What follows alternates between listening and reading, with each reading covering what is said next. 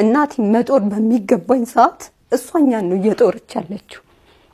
በቃ ከአቅሜ በላይ ስለሆነ ማለት ነው።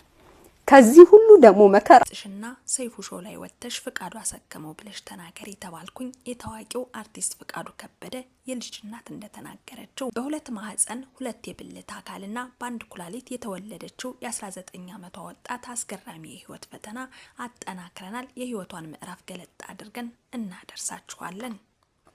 ከዛሬ ጀምሮ ጠቡ ከኔ ጋር ነው። የታዋቂው የፊትነስ አሰልጣኝና ሙዚቀኛ ቶሚ ፕላስ አባት በከፍተኛ ቁጣ ዛቱ። ሰላም እንደምን ቆያችሁልን? የተወደዳችሁና የተከበራችሁ በአገር ውስጥም በውጭም የምትገኙ ውድ የዛምራን አዲስ ቤተሰቦቻችን ዛምራን አዲስን ቀዳሚ ምርጫችሁ ስላደረጋችሁ ምስጋናችን ላቅ ያለ ነው።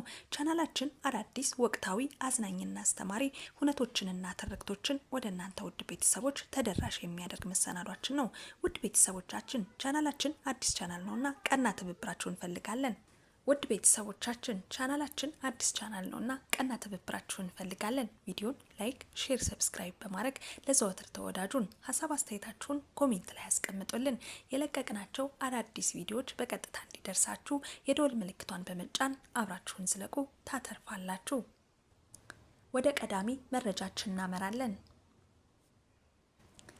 ጉድ ሳይሰማ መስከረም አይጠባ እንደሚባለው ወደ ኬንያ አንድ ነገር ሰማን። በሁለት ማህፀንና በአንድ ኩላሊት የተወለደችው የ19 ዓመቷ ኬንያዊት አስገራሚ የህይወት ፈተና ተመልክተናል። ሁለት ማህፀን፣ ሁለት የማህፀን በር፣ ሁለት የብልት አካልና አንድ ኩላሊት ይዛ የተወለደችው የ19 ዓመቷ ኬንያዊት አቢጌል ኬኔዲ የገጠማትን አስገራሚና አስቸጋሪ የጤና እክል ይፋ አደረገች።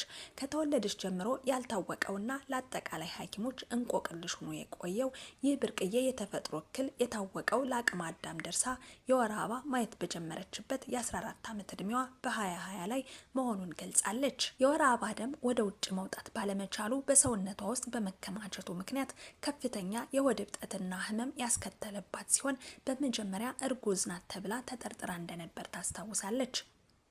ይሁን እንጂ በተደረገላት ተጨማሪ ምርመራ ይሄው ያልተለመደ የሰውነት አወቃቀር የተገኘባት ሲሆን ሽንትና ሰገራን በካቴተር ወይም ቱቦና በልዩ የሕክምና መሳሪያዎች አማካኝነት ካልሆነ በስተቀር በራሷ ማከናወን እንደማትችል አስታውቃለች። ችግሩን ለመቅረፍና እንደ ማንኛውም ሴት የወር አበባ እንድታይ ለማድረግ 7 ጊዜ የቀዶ ሕክምና ቢደረግላትም እስካሁን ግን አልተሳካም። ቤተሰቦቿ ለሕክምናዋ ሲሉ ንብረታቸውን በሙሉ የጨረሱ ሲሆን አቢጌል በአሁኑ ወቅት በደረሰባት ከፍተኛ የስነ ልቦናና የኢኮኖሚ ጫና ተስፋ የመቁረጥ ስሜት ውስጥ እንዳለች ተናግራለች። ማህበረሰቡ ችግሩን ከተፈጥሯዊ የጤና እክል ይልቅ እንደ መረገም ወይም መተት እንደሚቆጥረው የገለጸችው ወጣቷ በአሁኑ ወቅት የህክምናና የገንዘብ ድጋፍ የሚያደርግላት አካል እየፈለገችም ትገኛለች። ለወጣቷ አቢጌል መልካሙን ሁሉ እየተመኘን ፈጣሪ በምሕረቱ እንዲዳስሳት በጸሎት እያሰብን ወደ ሌላኛው መረጃችን እናመራለን። 1 ሚሊዮን ብር ልስጥሽና ሰይፉ ሾው ላይ ወጥተሽ ፍቃዱ አሰከመው ብለሽ ተናገሪ ተባልኩኝ። የታዋቂው አርቲስት ፍቃዱ ከበደ የልጅ እናት በምሬትና በእንባ እንደተናገረችው 1 ሚሊዮን ብር ልስጥሽና ሰይፉ ሾው ላይ ወጥተሽ ፍቃዱ አሰከመው በይ ተባልኩኝ። በታዋቂው አርቲስት ፍቃዱ ከበደ የልጅ እናት የተሰማውና መላውን የኢትዮጵያ ማህበረሰብ ያነጋገረው ልብ የሚሰብርና እጅግ አስደንጋጭ እውነት የብዙዎቻችንን አንጀት የበላውና በሳሚ ስቱዲዮ የቀረበውን የአርቲስት ፍቃዱ ከበደ የልጅ እናት ወይዘሮ ዓለም አብርሃምና የልጃቸው የዳዊት ታሪክ ህሊና ላለው ሰው ሁሉ ትልቅ የቤት ስራ ጥሎ አልፏል። እናትየው ልጇን ዳዊትን ለማሳከምና ከሞት አፋፍ ለመታደግ ብቻዋን የምታደርገው ትግል፣ በዛ ላይ ደግሞ ከጀርባ የሚሰሙት መድረክ የማይበቃቸው ሚስጥሮች በእውነት ልብን ያደማሉ። ይቺ ምስኪን እናት ልጇን ለማሳደግና ለማሳከም ያልሆነችው ነገር የለም። ድሮ የምታውቃት እናቷ እንኳን በጣም ቆንጆ ነበረች። አሁን ግን ልጇን ስታሳድግና ስትታገል በእጅጉ ተጎድታለች፣ በእጅጉ ተጎድታለች እያለች በእንባ ታሪኳን ትናገራለች። እዚህ ቦታ ላይ ዋናው ዓላማ የአርቲስቱን ስም ማጥፋት ወይም መወንጀል ሳይሆን እርሱም እንደ ማንኛውም ኢትዮጵያዊ አባት ስህተት ሊኖረው ስለሚችል የህሊና ዳኝነትን ለፈጣሪ ትቶ በአሁኑ ሰዓት በጽኑ ታሞ ተጨንቆና ተጠቦ እርዳታ የሚሻውን ወጣቱን ዳዊትን መታደግ ነው። ዳዊት ለአባቱ ማስተላለፍ የሚፈልገው አባቱ እንዲሰማው የሚመኘው የናፍቆትና የህመም ጥያቄ ቢኖርም አሁን ግን ከጥያቄው በላይ የህይወት መትረፍ ጉዳይ ቀዳሚ ሆኗል። ለዚህ ንጹህ ወጣት ህይወት ማዳኛና የተሟላ ሕክምና አግኝቶ ወደ ቀድሞ ጤናው እንዲመለስ በአጠቃላይ 3 ሚሊዮን ብር ያስፈልገዋል። ይህን አሳዛኝ ታሪክ ይበልጥ ልዩ የሚያደርገው በስቱዲዮ ውስጥ የተፈጠረው አስገራሚ ክስተት ነው። ሄኖክ የተባለው ወጣት የሜሪክ ፕሮፐርቲስ ባለቤት ወደ ስቱዲዮ የመጣው ሙሉ በሙሉ ለስራ ጉዳይ የድርጅቱን ታላቅ ቅናሾችና የቤት ሽያጭ ማስታወቂያዎችን ለህዝብ ለማድረስ ነበር። ነገር ግን የስራ ጉዳዩን ትቶ ይህንን የእናትና የልጅ ልብ ሰባሪ ታሪክ እዚያው ቁጭ ብሎ ሲከታተል ስሜቱን መቆጣጠር አልቻለም። እኔ የመጣሁት ለሌላ ጉዳይ ነበር፣ ነገር ግን ይሄ ነገር ህሊናዬን ረብሾኛል። እኔም አባት ነኝ፣ ልጄን እያየሁ ነው ይሄን ልጅ የተመለከትኩት። ይህንን ጉዳይ የራሴ ጉዳይ አድርጌዋለሁ በማለት በራሱ አነሳሽነት የገንዘብ ማሰባሰብ ቻሌንጅ በይፋ አስጀምሯል። ሄኖክ የኔ አይነት 100 ሰዎች ቢመጡ ይህ ልጅ ይድናል በማለት የሁላችንንም የሰብአዊነት በር አንኳኩቷል። ወገኖቼ ዛሬ ይሄ ወጣት የእኛን እጅ ይፈልጋል። እናቱ የገንዘብ ጉቦን ውድቅ አድርጋ የእውነትን መንገድ መርጣ ስለ ልጇ ህይወት ስትማጸን ዝም ብለን ማየት የለብንም። 3 ሚሊዮን ብር ለብቻችን ከባድ ሊሆን ይችላል፣ ለሁላችን ግን በጣም ቀላል ነው። የሰው ልጅ ህይወት ከምንም በላይ ውድ ነውና አቅማችን በፈቀደው መጠን ከዚህ ህፃንና ከምስኪኗ እናቱ ጎን እንቁም። ትልቅም ሆነ ትንሽ የምንሰጣት አስተዋጽኦ የአንድን ወጣት ህይወት ከማትረፍ አልፋ የእናትየውን የእድሜ ልክ እንባ ታብሳለች። እርዳታችሁን በቀጥታ በእናትየው የባንክ ሂሳብ በማስገባት የበኩላችሁን እንድትወጡ በፈጣሪ ስም እንማጸናለን። የእናት አለም አብርሃም አካውንትን ከታች እናስቀምጥላችኋለን። የምትችሉትን ያህል በገንዘብ በማገዝ ያልቻላችሁ ደግሞ ይህን ታሪክ በግሩፑ ሼር በማድረግ የዳዊት ህይወት እንዲተርፍ የበኩላችሁን የዜግነትና የወገንተኝነት ግዴታ ተወጡ። መልካምነት ለራስ ነው፣ ለምስኪን እናት ደግሞ የብርሃን ያህል ትልቅ ተስፋ ነው።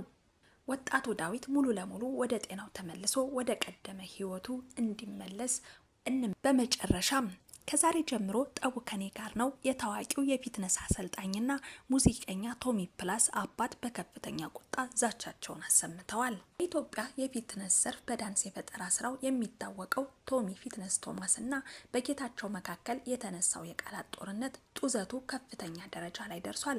ጌታቸውና አንዳንዶች የቶሚን የዳንስ ፊትነስ ስራ ዝቅ አድርገው ከመመልከት ባለፈ ከወላጅ አባቱ ጋር የነበረውን የቆየ የቤተሰብ ክፍተት እንደ ማሸማቀቂያ ሊጠቀሙበት መሞከራቸው ቶሚን በከፍተኛ ሁኔታ አስከፍቶታል። ይህ የልጃቸው የልብ ስብራት ያሳዘናቸው የቶሚ ፊትነስ ወላጅ አባት አቶ ኃይሉ ብርሃኑ ለተቺዎች ጠንከር ያለ ማስጠንቀቂያ በመስጠት በጉዳዩ ላይ ዝምታቸውን ሰብረዋል። ሰሞኑን የተፈጠረውን ነገር ተመልክቻለሁ። የቤተሰብ ጉዳይ የቤተሰብ ነውና ሚዲያ ላይ ወጥቶ እንደዚህ ሲቦካ ማየት በጣም ትክክል አይደለም። ከዛሬ ጀምሮ ልጄን ማሸማቀቅ አቁሙ፣ ከዚህ በኋላ ጠቡ ከኔ ጋር ነው ብሏል። አቶ ኃይሉ ልጃቸውን ገና በህፃንነታቸው በ8ኛ ክፍል እያሉ እንደወለዱትና ኃላፊነት መውሰድ ባለመቻላቸው በመካከላቸው ትልቅ ክፍተት እንደነበረ ሳይሸሽጉ የልጃቸውን ጀግንነት እንዲህ ሲሉ መስክረዋል። ቶማስ በጣም ጠንካራና ጎበዝ ልጅ ነው። ይህንን ሁሉ መከራ ተቋቁሞ በራሱ ጥረት አድርጎ እዚህ ደረጃ ላይ መድረሱ ማንም ሰው ሊያመሰግነውና ሊኮራበት የሚችል ጀግና ነው ይላሉ። ቶሚን በጥረት አሳድገው እዚህ ደረጃ ላይ ላደረሱት የኢዲኤፍ ቤተሰቦችና ደጋፊዎች በሙሉ አባቱ ልባዊ ምስጋናቸውን አቅርበዋል።